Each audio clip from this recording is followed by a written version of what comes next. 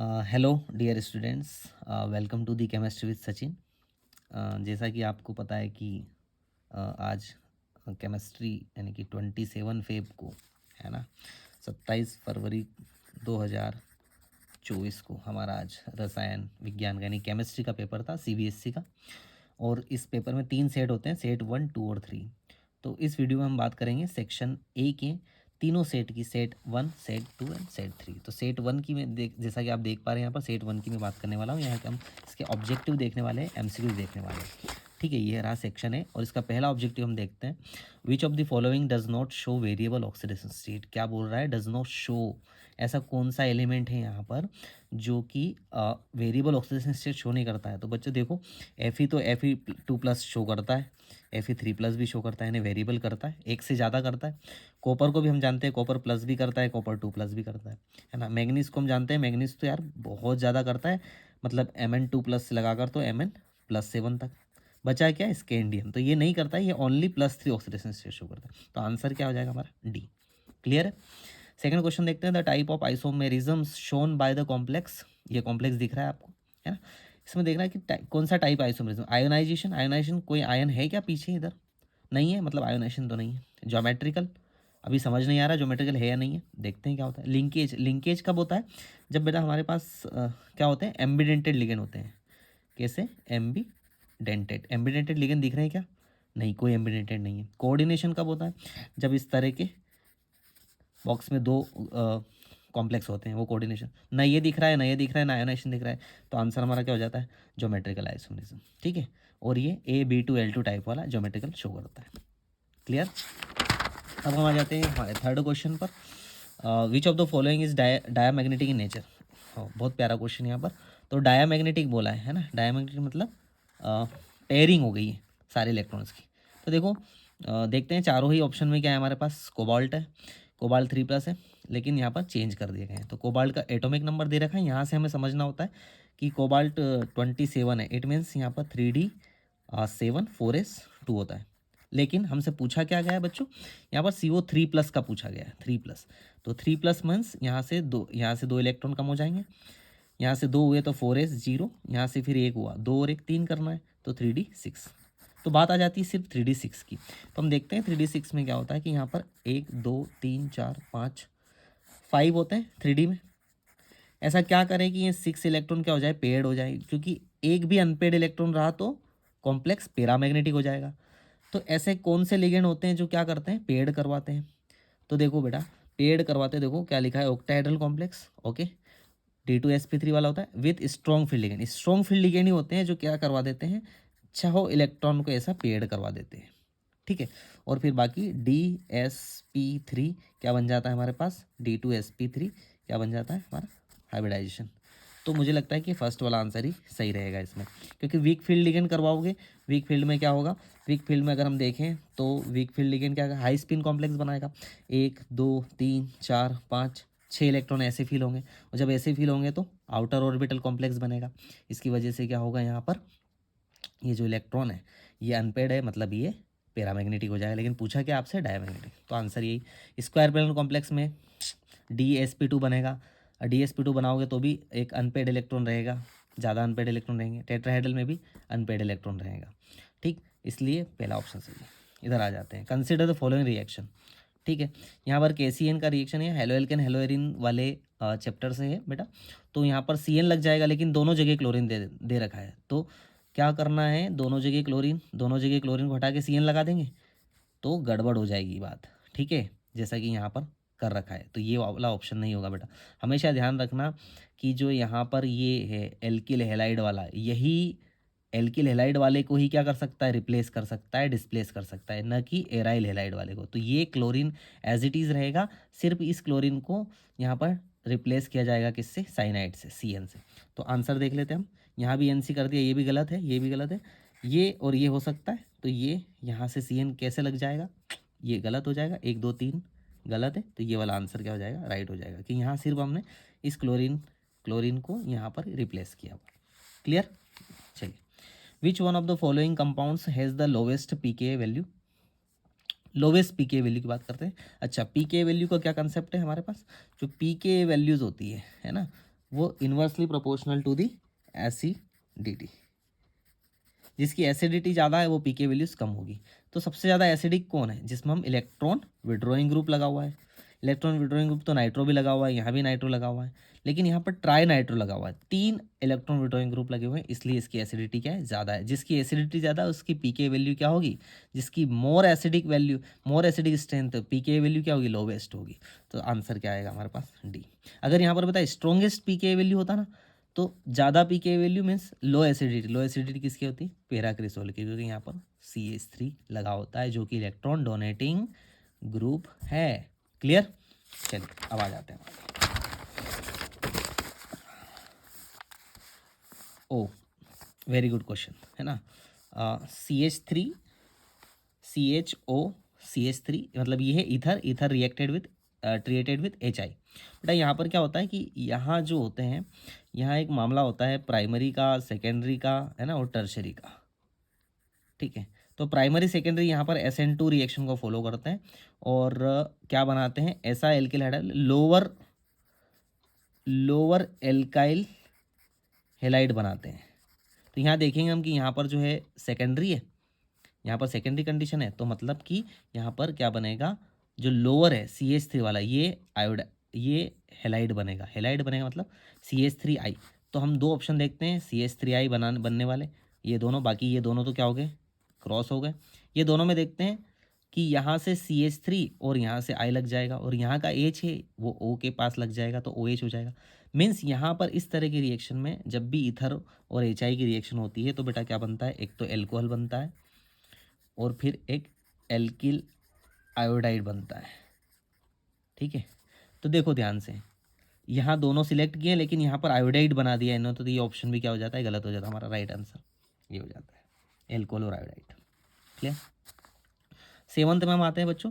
तो which of the following compounds on treatment with benzene sulphonyl chloride, यही from an alkali soluble precipitate. तो ये concept कैसा है? ये अगले मतलब अगले सेट में भी आएगा, इसलिए ध्यान रख लेना। जो प्रोडक्ट बन रहा है वो एल्केली सोल्यूबल होना चाहिए। तो याद रखिएगा, जो प्राइमरी का होता है प्रोडक्ट वो होता है सोल्यूबल, जो प्राइमरी एमीन होता है। सेकेंडरी एमीन का होता है इनसोल्यूबल,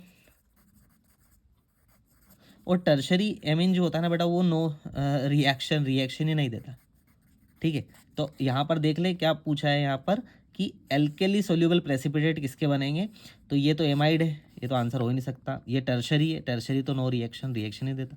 ये क्या है? सेकेंडरी। अब प्राइमरी सेकेंडरी टर्शरी आपको देखना आना चाहिए। सिंगल एच है, ये भी सेकेंडरी है ना, मतलब ये सेकेंडरी है, ये टर्शरी है, ये एमाइड है, इनसे रिएक्शन नहीं होगी। ये क्या होगा आपका? प्राइमरी। यस, हमने कहा प्राइमरी जो बनाता है वो सोल्यूबल प्रेसिपिटेट बनाता है, तो यही आंसर हो जाएगा। क्लियर है? The order of increasing basicity of CH, अच्छा ये नंबर वाइज दे दिए इन्होंने। यहाँ पर एक बढ़िया सा ऑर्डर है। CH3 के लिए ऑर्डर आता है हमारे पास, याद है आपको, तो प्राइमरी, फिर उसके बाद में सेकेंडरी, उसके बाद प्राइमरी, फिर टर्शरी, और उसके बाद जो भी आ जाता है। तो अब देखते हैं हम यहाँ पर क्या है। ये प्राइमरी है, फर्स्ट वाला प्राइमरी है। ये क्या है? सेकेंडरी। ये क्या है? टर्शरी। और ये हमारा एराइलेमिन है। चलो, तो ये तो लास्ट में जाएगा। तो हमारा ऑर्डर क्या कहता है? सेकेंडरी को पहले रखो। क्या पूछा है? Increasing basicity. इंक्रीजिंग बेसिसिटी मतलब सबसे ज़्यादा तो सेकेंडरी वाले की होनी। तो सेकेंड ग्रुप कहाँ पर ज़्यादा है देख लो, यहाँ फोर्थ है, यहाँ फोर्थ है, थर्ड है, और ये सेकेंडरी ज़्यादा है यहाँ पर। तो यस, यही ऑप्शन हो जाएगा हमारा करेक्ट। कुछ देखने की ज़रूरत नहीं, अब देख भी लो।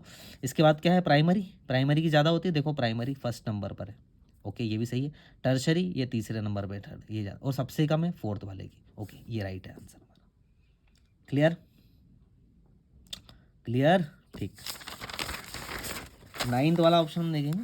9th वाला जो ऑब्जेक्टिव है, the vitamin which play an important role in coagulating blood. अरे यार, ये तो बहुत सिंपल है, विटामिन के। ठीक है, कोई प्रॉब्लम वाली बात नहीं है।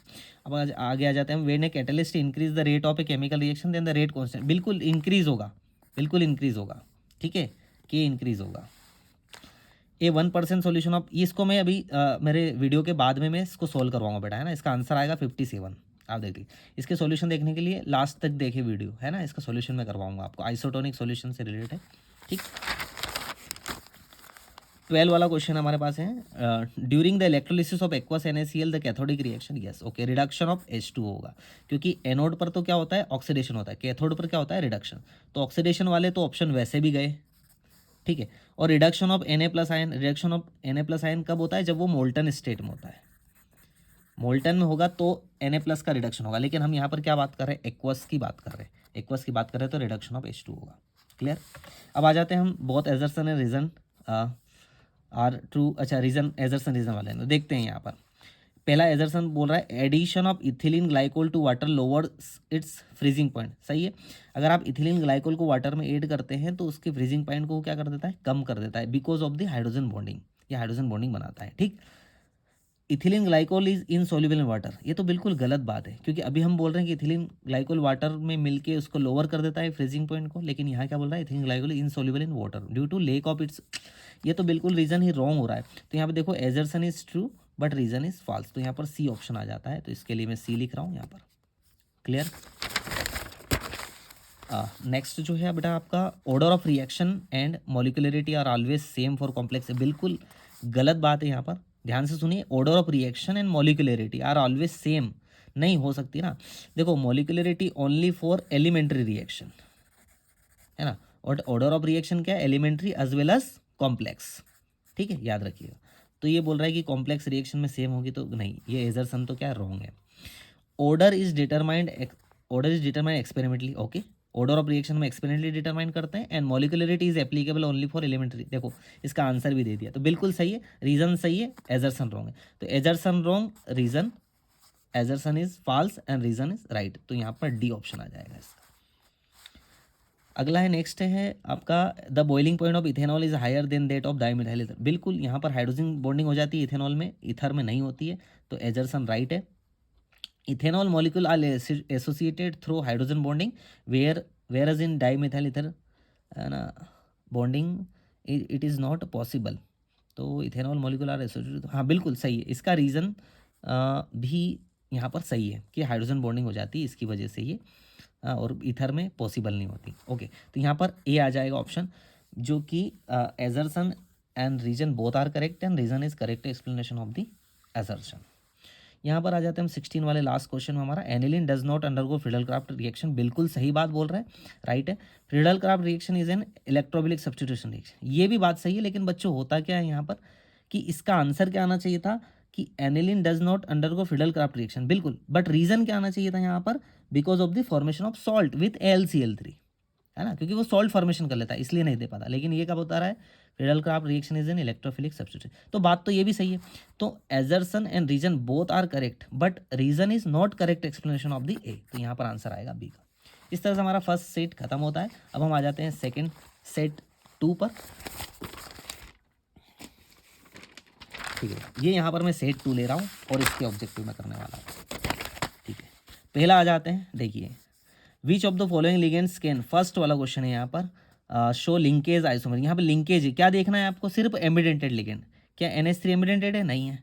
SO4 नहीं है, ये भी नहीं है। कौन है एमिडेंटेड? ये। और ये कैसे होता है? NO2 को इस तरह से भी लिखा जा सकता है और AONO से भी लिखा जा सकता है, इसलिए एमिडेंटेड है। तो आंसर इज NO2 माइनस।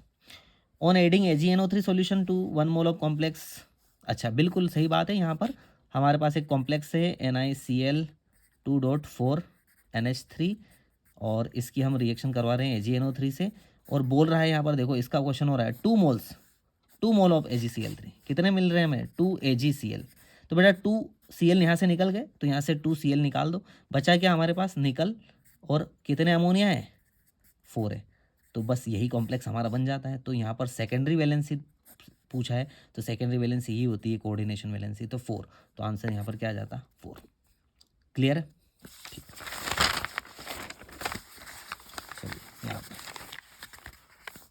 ये आ जाता है transition element from alloy easily because they have nearly the same atomic size. छोटी साइज है ना एटम की, उसके अकॉर्डिंग वो एडजस्ट हो जाते हैं। चलिए Br टू UV लाइट, ये बेटा फ्री रेडिकल अरेंजमेंट से, फ्री रेडिकल मैकेनिज्म से। तो यहाँ पर देखना होता है कि कौन सा रेडिकल फास्ट बनता है। तो 3 कंडीशन होती हैं यहाँ पर, मैं आपको दिखा देता हूँ कि अगर यहाँ से हम रेडिकल बनाना चाहें तो यहाँ पर तो ये CH3 है, तो एक रेडिकल तो हम यहाँ बना सकते हैं। एक और कंडीशन जो बनती है, एक रेडिकल यहाँ बना सकते हैं, और एक रेडिकल हम कहाँ बना सकते हैं? यहाँ पर बना सकते हैं। ठीक है, ये यहाँ बना सकते हैं। फिर यहाँ पर अल्फा हाइड्रोजन हमें देखना होते हैं, तो ये वाला आंसर आपका सही रहेगा कि यहाँ पर Br लगेगा, तो आंसर इज बी। क्यों? क्योंकि यहाँ पर देखो, इससे ये कार्बन जुड़ा है, ये कार्बन है और ये कार्बन, यहाँ 3 हाइड्रोजन, 3 यहाँ पर 2, 5 और 2 7, तो यहाँ पर 7 अल्फा हाइड्रोजन है। तो इस तरह से हम यहाँ की स्टेबिलिटी देखते हैं कि ये वाला जो है कॉम्प्लेक्स देख पूछा है ना मेजर प्रोडक्ट बनता है, तो मेजर प्रोडक्ट ऐसे बनाया जाता है। यहाँ पर अगर आप देखोगे तो इस कार्बन के पास क्या एक ही अल्फा हाइड्रोजन है, ठीक है। और यहाँ पर अगर बनता है तो आप देखोगे एक ये कार्बन है और एक ये कार्बन, 1 और 3 कितने, 4 अल्फा हाइड्रोजन है। तो अल्फा हाइड्रोजन सबसे ज़्यादा क्या है, 7 यहाँ पर है, इसलिए ये आंसर आएगा बी। क्लियर, ठीक है। Which one of the following of compounds has the highest pK value, बिल्कुल highest pK value, pK value का वही कंसेप्ट है एसिडिटी, जिसकी एसिडिटी कम है उसकी हाईएस्ट पीके वैल्यू। तो मैं बता रहा हूँ आपको कि पैराक्रिसोल, क्योंकि नाइट्रो ग्रुप वाले तो क्या होते हैं, मोर एसिडिक होते हैं, तो इनकी पीके वैल्यू क्या होती है, कम होती है। लेकिन और पैराक्रिसोल की हम बात करते हैं, है ना, तो यहाँ पर क्या लग जाता है, CH3 लग जाता है और यहाँ पर OH। तो ध्यान रखिए CH3 क्या करता है, इलेक्ट्रॉन डोनेटिंग ग्रुप है, तो वो इलेक्ट्रॉन डोनेट करता है इस रिंग को, तो यहाँ पर इसकी पोलरिटी को अफेक्ट करता है, इसलिए थोड़ा सा लेस एसिडिक हो जाता है, तो इसकी पीके वैल्यू थोड़ी हाई हो जाती है, ठीक है।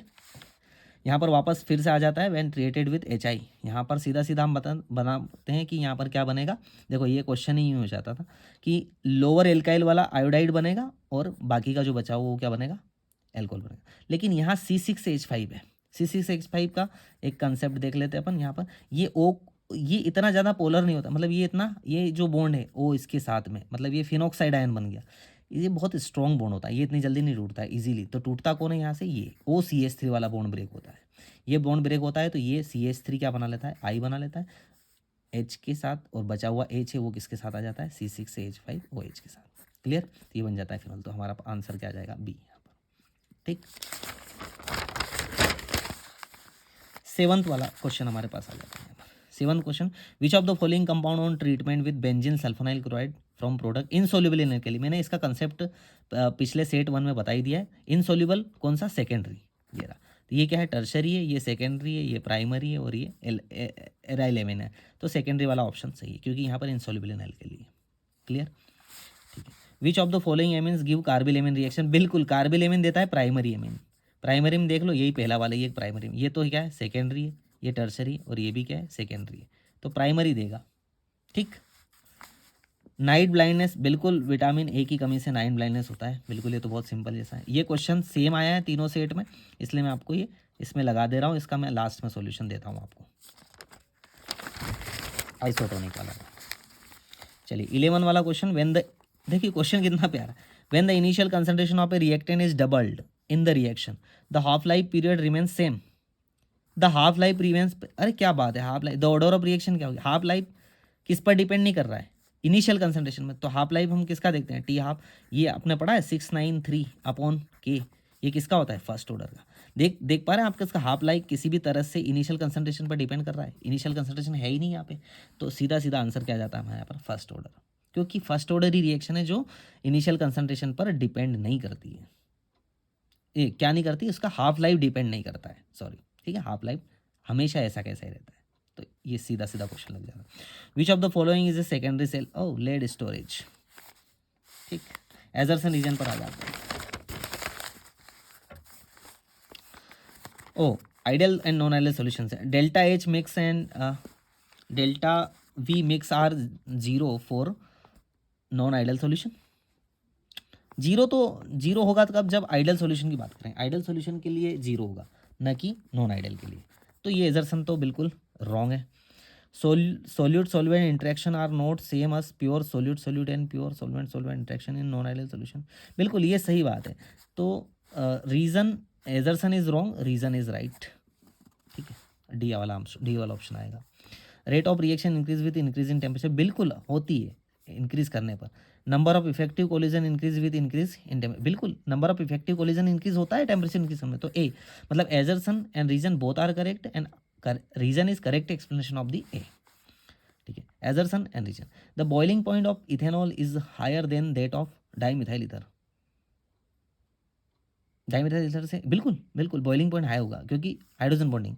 डाइमिथाइल ईथर, ये राइट है एकदम assertion, dimethyl ether molecules are associated through hydrogen, नहीं डाइमिथाइल ईथर तो हाइड्रोजन बॉन्डिंग करता नहीं है, तो एजर्सन इज क्या आएगा, right, but reason is wrong, answer is सी।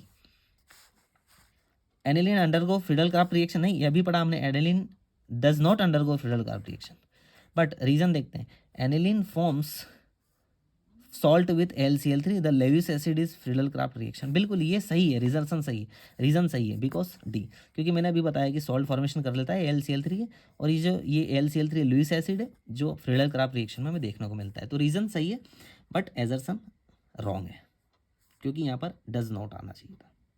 तो ये बेटा हो जाता है सेक्शन ए का सेट बी का काम। अब आ जाते हैं हम सेट सी में, सेट 3 में, सॉरी ये सेट 3 में ले रहा हूँ यहाँ पर। हम देखते हैं विच of the following ligands is an ambidentate, ambidentate ligand का ये सीधा सीधा दिख रहा है हमें, क्योंकि ये एक NCS से NCS जैसा भी बिहेवियर शो कर सकता है। H2O नहीं है, CO नहीं है, NH3 भी नहीं है, सीधा भी ऑप्शन आता था।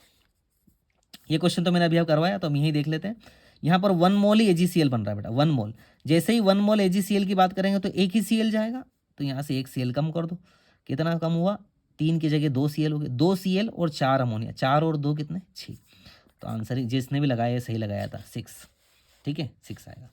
विच of the following elements of 3D series of transition element has the lowest enthalpy of atomization, जिसके पास नंबर ऑफ अनपेड इलेक्ट्रॉन है ही नहीं, ऐसा कौन बंदा है, जिंक, जिंक के पास कोई नंबर ऑफ अनपेड इलेक्ट्रॉन नहीं है, तो उसकी एंथैल्पी ऑफ एटोमाइजेशन क्या होगी, लोवेस्ट होगी।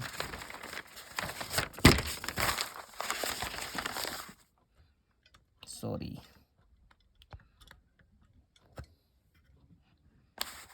चलिए थोड़ा सा कोई बात नहीं, चलिए वापस फिर से आते हैं।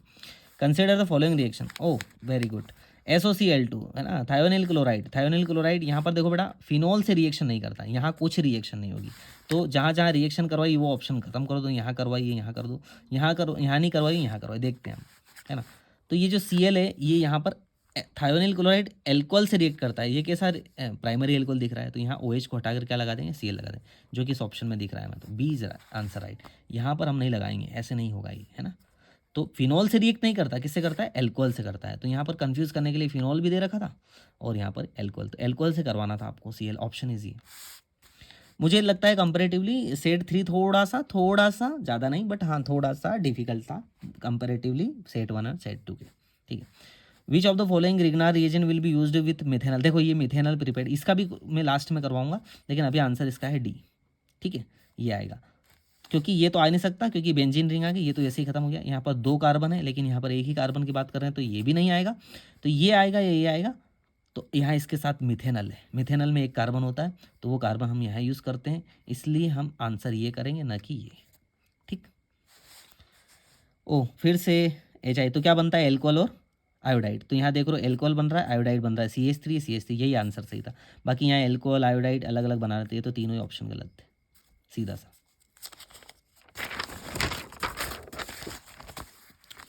7th वाला option, which of the following compound will not react with, हाँ दिख रहा है आपको, विथ बेंजीन सल्फोनाइल ग्रुप, अरे डज नॉट रिएक्ट, मैंने क्या कहा था, टर्शरी रिएक्ट ही नहीं करता है, तो टर्शरी तो पहले ही नंबर पर है, तो टर्शरी पहले ही नंबर पे, तो इसको हम राइट कर देते हैं ठीक है, ये रिएक्ट ही नहीं करता इसके साथ, क्लियर है। प्राइमरी जिसने भी किया है गलत किया है ना, प्राइमरी करता है जो सोल्यूबल इन एल्कली होता है, सेकेंडरी जो है नॉट सोल्यूबल है, लेकिन ये तो रिएक्ट ही नहीं करता है। स्कर भी कैसे होती है बेटा, विटामिन C के, है ना, संतरे खाया करो, नींबू खाया करो, है ना, उसकी प्रजाति के जितने भी स्कर भी नहीं होगा, ठीक है। ये वापस से सेम क्वेश्चन आया, मैं इसको करवाता हूँ लास्ट में, ठीक है। ये कितना प्यारा क्वेश्चन था, लेकिन देखो बच्चे ने क्या किया है, ये कुछ करने की जरूरत नहीं, मैं अभी आपको बताता हूँ। The half life of first order का क्या था, 0.693/K, अब K कितना है विथ रेट कांस्टेंट, K कितना दे रखा है, 3 मिनट इनवर्स, 3 मिनट इनवर्स, क्या था यहाँ पर काटने में, देखो 0 पॉइंट है ना, 3 से 6 काटूंगा, 3 2 जा 6, 3 से 9 काटूंगा, 3 3 जा 9, 3 से 3 काटूंगा 1, आंसर क्या आया है देखो, और ये मिनट इनवर्स ऊपर चला जाएगा तो ये क्या आ जाएगा, 0.231 लिखा है ऑप्शन 0.231। अब ये क्या है, कहानी क्यों बना रहे हो भैया, इतना क्या मतलब कंफ्यूज है, बताओ आप, आपको काटना भी नहीं आ रहा है, देखो कितना ध्यान से आ गया ना आंसर, सिंपल था। विच of the following sales using hearing aids, hearing aid, watch वगैरह सब में क्या है, मरकरी यूज़ किया जाता है। Aniline on reaction with bromine water, बिल्कुल 2,4,6 ट्राइब्रोमो एनिलीन, बिल्कुल यही आंसर आएगा, ये तो बहुत किया है हमने, ठीक है। ऑर्थो मेटा बोरा ये कुछ नहीं, 2,4,6 ट्राइब्रोमोफिनॉल, ओके। फिर एजर्सन रीजन आ जाते हैं हम लोग, यहाँ देखो delta H mixing and delta V mix are zero for an ideal solution, बिल्कुल सही बात है, आइडियल सोल्यूशन में तो जीरो ही होगा। The solution which obey Raoult's law over the entire range of concentration is called an ideal solution, बिल्कुल सही बात है, लेकिन इसका रीज़न नहीं है, इसका रीज़न नहीं है। तो assertion and reason both are correct, but reason is not correct explanation of the A, तो बी ऑप्शन आएगा। Rate of reaction decrease with increase in temperature, नहीं अभी तो हमने, ये तो गलत बात है, इंक्रीज करता है। Number of effective collision increase with increase in temperature, ये सही बात है, तो यहाँ पर डी ऑप्शन आएगा, एजर्सन इज रॉन्ग और रीजन इज राइट। फिनॉल और reaction with aqueous NS gives sodium phenoxide, बिल्कुल ये सोडियम फिनॉक्साइड देगा, है ना, सोडियम, लेकिन ये क्या कर रहा है, reason this reaction support the acidic, बिल्कुल एसिडिक नेचर है, तभी तो H हटेगा और क्या लगेगा, ONA लगेगा, तो बिल्कुल सही बात है। Assertion and reason both are correct and reason is correct explanation of the boiling point of butane 1 higher than that of butane, हाँ एमीन से तो ब्यूटेन 1 ज़्यादा होगा, ये भी राइट है। Being more polar, okay more polar butane 1 forms stronger inter molecular hydrogen bonding, अच्छा polar है तो स्ट्रॉन्ग हाइड्रोजन बॉन्डिंग होगी ब्यूटेन 1 एज कम्पेयर, बिल्कुल ये भी सही है, तो ये भी आंसर आएगा A, assertion reason both are correct explanation. अब ठीक है, समझ में आ गया। अब हमारा एक जो क्वेश्चन बच रहा था, मैं जिसको बार बार बोल रहा था आपको कि यहीं पर हमारा जो क्वेश्चन आ रहा था ये वाला ना, सॉल्यूशन वाला, इसको मैं करके बता देता हूँ आपको कि कैसे आएगा ये, है ना। हमारे पास दो सॉल्यूशन है बेटा, और दोनों को आइसोटोनिक बोला गया, आइसोटोनिक है दोनों। एक सॉल्यूशन है 1% सॉल्यूशन ऑफ सोल्यूट एक्स और एक इज 6% सॉल्यूशन ऑफ सुक्रोज, ठीक है। तो हम 1% ऑफ सॉल्यूशन की कंसंट्रेशन निकालते हैं, किसकी, कंसंट्रेशन ऑफ एक्स, ठीक। इसको मैं यहाँ पर करके दिखा देता हूँ, यहाँ पर हम करके दिखा देते हैं कि यहाँ पर कंसंट्रेशन ऑफ एक्स, ठीक है। तो इधर कंसंट्रेशन ऑफ एक्स तो 1% दे रखी है इंटू 1000 तो 100, और यहाँ पर जो ए में आपको ये निकालना है, इसका मॉलिक्यूलर मास निकालना है, ठीक। अब आ जाते हैं हम कंसंट्रेशन ऑफ सुक्रोज, सुक्रोज में कितनी परसेंट दे रखी है, 6%, फिर यहाँ पर क्या दे रखा है गिवन 3, इसका देखो मॉलिक्यूलर मास दे रखा है 342 इंटू 100 और इंटू 1000, ठीक। इसका सॉल्यूशन अगर हम देखें यहाँ पर तो 10 से काट देंगे 10, तो 10/m, और इसका हम सॉल्यूशन देखें तो 110 और 60 एंड 60/3 42 ग्राम पर लीटर, यहाँ भी ग्राम पर लीटर, ये दोनों आ गए, और दोनों को बोला कि आइसोटोनिक है, दोनों एक दूसरे की क्या है, आइसोटोनिक है। चलो तो एक दूसरे के आइसोटोनिक है तो उनको हम लिख लेते हैं 10/m is equal to 60/342, isotonic है तो लिख रहे हैं, ठीक। तो m निकालना है तो m ये रख जाएगा 342 ऊपर जाएगा 10 और नीचे क्या जाएगा 6, तो ये ख़त्म हो जाएगा इससे, 6 से काटेंगे इसको तो 6 5 ज़ा 30 है ना, 6 5 ज़ा 30, 4 बचा 4 और 2 42, तो 6 7 ज़ा 57 ग्राम पर मोल, यही आंसर है। तो ऐसे आता है इसका सॉल्यूशन, ठीक है बेटा, ओके। सो ये हुआ हमारे सेट 1 2 3 के सेक्शन ए, ठीक है। तो इस तरह से हम सेक्शन बी, सेक्शन सी और सेक्शन डी भी हम एनालिसिस करेंगे, पर अभी के लिए इतना ही। आप अपना चेक कर लीजिए और कमेंट में बताइए कि कौन सा क्वेश्चन गलत किया है, क्या कंसेप्ट आपको समझ नहीं आया है, ठीक है। सो मिलते हैं अगले एनालिसिस में। Thank you so much for watching and bye bye बच्चों।